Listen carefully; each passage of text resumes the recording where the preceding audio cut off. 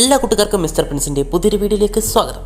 അപ്പോൾ ഇന്നത്തെ വീഡിയോ നമ്മുടെ ബ്ലാക്ക് ബീഡിനെ കുറിച്ചാണ്. ഇപ്പോൾ വളരെ ഇൻട്രസ്റ്റിംഗ് ആയിട്ടുള്ളൊരു കാര്യമാണ് നമ്മുടെ ബ്ലാക്ക് ബീഡ് എന്താണ് ഉദ്ദേശിച്ചുകൊണ്ടിരിക്കുന്നത്, അതൊക്കെയാണ് നമ്മൾ ഇന്നത്തെ വീഡിയോയിൽ നോക്കാൻ പോകുന്നത്. അപ്പോൾ അത് അറിയാൻ താല്പര്യമുള്ളവർ വീഡിയോ മുഴുവനായിട്ട് കാണുക. അതുപോലെ എനിക്ക് നിങ്ങളോട് പ്രധാനമായിട്ട് പറയാനുള്ളൊരു കാര്യമാണ്, നിങ്ങൾ പലരും നമ്മുടെ ചാനൽ സബ്സ്ക്രൈബ് ചെയ്യാതെ വീഡിയോ കാണുന്നുണ്ട്. അപ്പോൾ അതുകൊണ്ട് തന്നെ ഇനി വീഡിയോ കാണുമ്പോൾ ചാനൽ ദയവ് ചെയ്തിട്ടൊന്ന് സബ്സ്ക്രൈബ് ചെയ്യുക. നമുക്ക് പെട്ടെന്ന് തന്നെ 10K എന്നാൽ അടിക്കാൻ പറ്റിയേനെ, അല്ലെങ്കിൽ 6K എങ്കിലും പെട്ടെന്ന് അടിക്കാൻ പറ്റും. ഇനി അത്ര സബ്സ്ക്രൈബേഴ്സ് മാത്രമേ വേണ്ടൂ 6K എത്താൻ. അപ്പോൾ നിങ്ങളെല്ലാവരും സബ്സ്ക്രൈബ് ചെയ്യുകയാണെങ്കിൽ നമുക്ക് 2-3 ദിവസം കൊണ്ട് 6K എന്ന് പറയുന്ന മൈൽ സ്റ്റോൺ കംപ്ലീറ്റ് ചെയ്യാൻ പറ്റും. അപ്പോൾ നിങ്ങൾ വീഡിയോ കാണുമ്പോൾ നമ്മുടെ ചാനൽ കൂടി ഒന്ന് സബ്സ്ക്രൈബ് ചെയ്ത് വെക്കുക. അപ്പോൾ ഞാനധികം പറഞ്ഞു വെറുപ്പിക്കുന്നില്ല, നമുക്ക് നേരിട്ട് വീഡിയോയിലേക്ക് പോകാം. നമ്മൾ ഇത്ര നാളും വിചാരിച്ചിരുന്നത് നമ്മുടെ റോക്സ് ഡിസബക്ക് നമ്മുടെ ബ്ലാക്ക് ബീഡിൻ്റെ ഉള്ളിൽ ഉണ്ട്, അല്ലെങ്കിൽ റോക്സിൻ്റെ സോള് നമ്മുടെ ബ്ലാക്ക് ബീഡിൻ്റെ ഉള്ളിലുണ്ട്, അങ്ങനെയൊക്കെ നമ്മൾ വിചാരിച്ചിരുന്നു. പല തിയറിയിലും നമ്മളങ്ങനെ പറയുന്നത് കണ്ടിട്ടുണ്ടായിരുന്നു. എന്നാലും നമ്മുടെ ബ്ലാക്ക് ബീഡ് ഇപ്പോൾ ചെയ്തിട്ടുള്ള ഓരോ കാര്യങ്ങളും വെച്ച് നോക്കുമ്പോൾ ആ തിയറി സത്യമല്ലാതാവാൻ ചാൻസ് ഉണ്ടെന്നാണ് എനിക്ക് തോന്നുന്നത്. എന്താണെന്ന് വെച്ചാൽ നമുക്കറിയാം, നമ്മുടെ ബ്ലാക്ക് ബീഡ് ചെയ്ത ഓരോ കാര്യങ്ങളും നമുക്ക് നോക്കാം.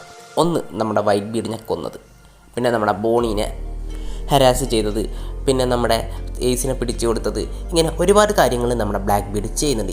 ഇതിൽ പലതും നമ്മുടെ ബ്ലാക്ക് ബീഡ് ചെയ്തത് തൻ്റെ ഗോൾ അച്ചീവ് ചെയ്യാൻ വേണ്ടിയിട്ടായിരുന്നു. അപ്പോൾ നമ്മളതുവരെ വിചാരിച്ചത് നമ്മുടെ റോക്സു ഇതേ കാര്യം തന്നെയായിരിക്കും ചെയ്യാൻ ആഗ്രഹിച്ചിട്ടുണ്ടാവുക എന്നാണ്. പക്ഷേങ്കിൽ ഇപ്പോൾ നമ്മൾ റോക്സിൻ്റെ ബാക്ക് സ്റ്റോറി കണ്ടപ്പോൾ നമുക്ക് മനസ്സിലായി നമ്മുടെ റോക്സ് നമ്മുടെ ബ്ലാക്ക് ബീഡിനെ പോലെയുള്ള ഒരു ക്യാരക്ടറേ അല്ല എന്ന്.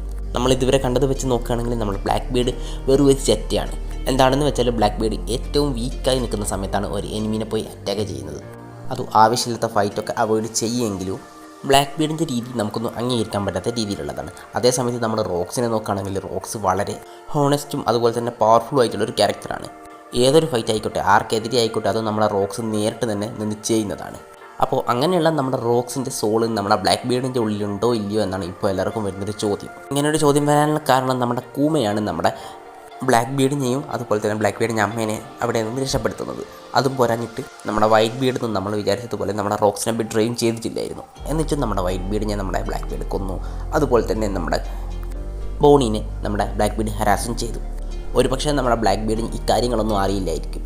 കോഡ് വാലിയിൽ എന്താണ് നടന്നതെന്ന് നമ്മുടെ ബ്ലാക്ക് ബീഡിന് കൃത്യമായിട്ട് അറിയില്ലായിരിക്കും. അതുകൊണ്ടായിരിക്കും നമ്മുടെ ബ്ലാക്ക് ബീഡ് നമ്മുടെ വൈറ്റ് ബീഡിനെതിരെയും അതുപോലെ തന്നെ ബോണിക്കെതിരെയൊക്കെ പോയത്.